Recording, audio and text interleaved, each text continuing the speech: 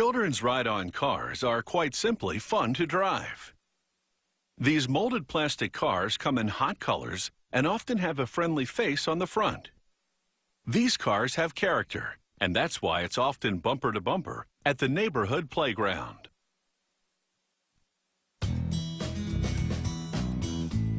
There's nothing like that new car feeling, especially when it's your first set of wheels. Like many toys, the appeal of the ride-on car lies with children's desire to emulate adults. And behind the wheel of their own little vehicles, a child can feel all grown up.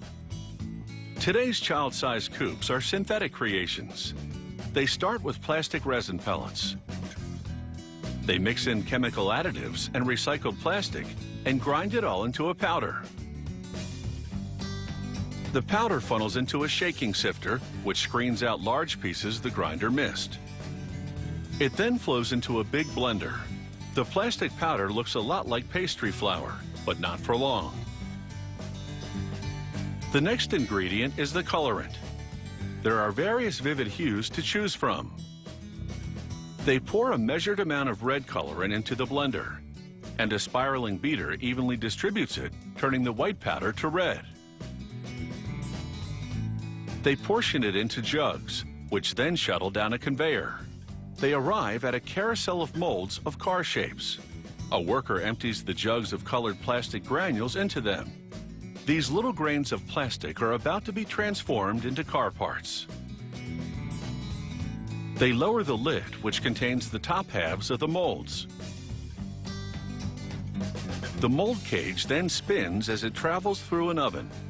The plastic inside melts, and the spinning action ensures it completely coats the inside of the molds to create solid parts with a hollow interior.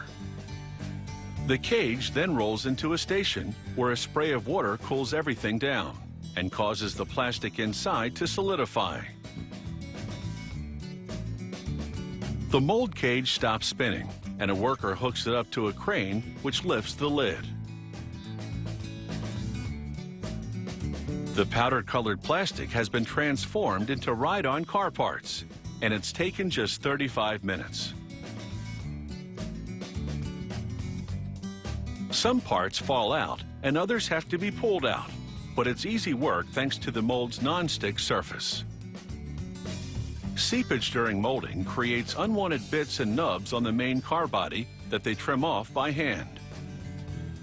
They also shave areas that appear uneven. Vents were formed in the molding process to release air in the core of the part. They now cap the vents to keep little fingers from getting stuck inside.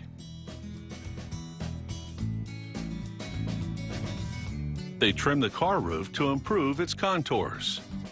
This also gets rid of any rough edges, making it child-friendly.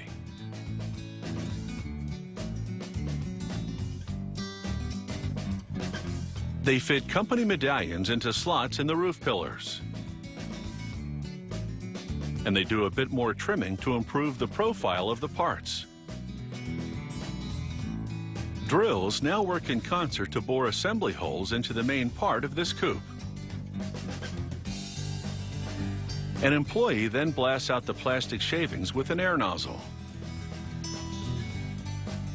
He applies a sticker with production information on it, and then does a final inspection. If he's satisfied with the quality, he applies another company logo.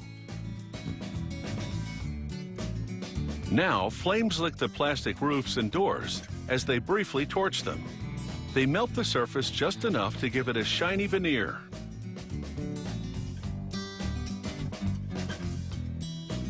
At the end of the production line, they pack up all the parts of this children's ride-on car.